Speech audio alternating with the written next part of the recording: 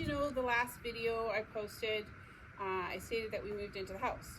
So what that meant was that we emptied out our garage of all of our personal belongings. Well, most of them. So what we have to do now is finish emptying the garage and set it up so that we can receive baby goats. Baby goats, we have about 2 weeks, and then we're looking at the first one kitting out. I'm not sure who's going to be first, because if you remember back in October, all we did was put the bucks in with the does. We didn't actually watch to see because of my work schedule and stuff. So what we're going to do now is we're going to empty everything out.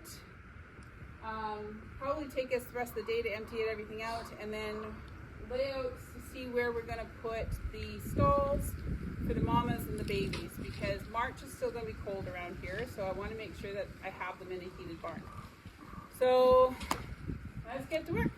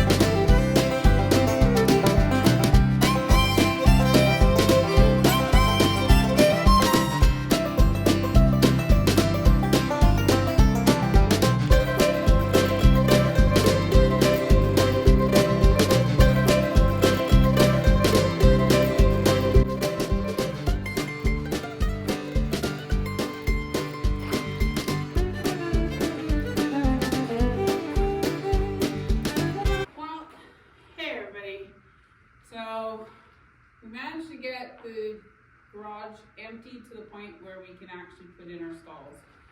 So Graham and I did some measuring. The garage from concrete to concrete wall is 25 feet wide. So this is what I'm thinking. If I make a 10 by 10 stall there, a 10 by 10 stall there, that can be divided into two 5-foot by 10-foot stalls. And then a 5-foot by 10-foot stall in the center. The center one will be for Honey, and Honey alone, because she's the queen herd bully, I guess. So she doesn't really get along with any of the girls. She's a Leo and Thomas buddy. Like, that's where they get along better. So what I'm thinking about doing is, because again, all of my girls, with the exception of Raspberry, is a first freshener, and so we're gonna probably, fingers crossed, I can get this done, build quasi milk stands, and that's where they have to get their grain in the morning. So I'll feed them. So I was thinking about putting Liz, Malibu, and Luna in one, Honey in the second one, and then putting Marigold, Daisy, Raspberry, and Marmalade. Now I might actually adjust it a little bit so that they end up with 12 feet, they end up with 8 feet, and she still ends up with her 5.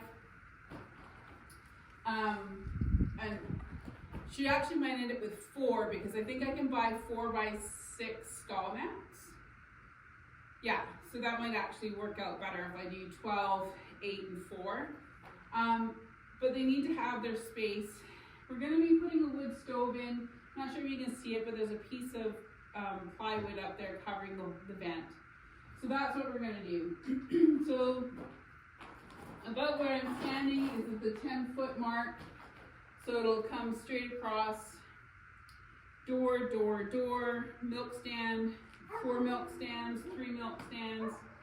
And so then again, they're used to putting their head through the milk stand. Now, I have no intention of milking these 4. Raspberry, marigold, daisy, and marmalade are too feral. I can't sell them as pets. They're no good for pets. And they're just getting to the point where Daisy will let me pet her. So I don't want to break that trust this year, so we'll see where we are next year, and I'll probably get rid of them as pets as long as we can get to the point where we can milk them. Honey, I am selling, I'm getting rid of her, so she needs to get to the point where I can milk her. And then I've actually traded her straight across for a boar and a sow pig, so that'll be good. And then of course the 3 babies, the triplets, we'll be keeping them. And then all of their babies, I have to make decisions. We currently have 8 girls right now that are pregnant, plus we have Peanut Butter, plus we have Anya. So there's 10 of the girls. We're gonna keep 3, 4, 5, 6, we're gonna be keeping 9 for sure, getting rid of Honey. So I want for next year, I want to be able to breed all 10, or all 9 of the adults. We'll see how big the babies are, because the ones that were bred with Diego are gonna be quite a bit bigger than the ones that were bred with Zorro. Zorro's such a handsome boy, but he's pretty small. Anya, I'm looking at breeding with a purebred Nubian, so that her babies can be registered as purebreds, and then hopefully my granddaughter, who is interested in 4-H, gets into 4-H, so she can start showing the Nubians. But either way, then I have registered purebred Nubians through Anya. Over the next few days, we're gonna get this all cleaned up, we'll get it built. Graham's probably gonna build most of it over the weekend when I'm at work and I'm not here. So that hopefully on Tuesday, when I come back, it'll be semi-finished. So yeah, quite a bit of space actually, quite a bit more space than I anticipated.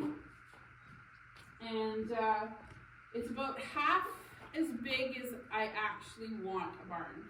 So the 10 by 10, or 10 by 25, I'm actually looking at a 10 by 50. We won't tell Graham that right now though. So yeah. So now it's about putting some of our valuables back in here that we've just taken out in a more organized fashion, so that we know where they are, but they're not sitting out in the weather.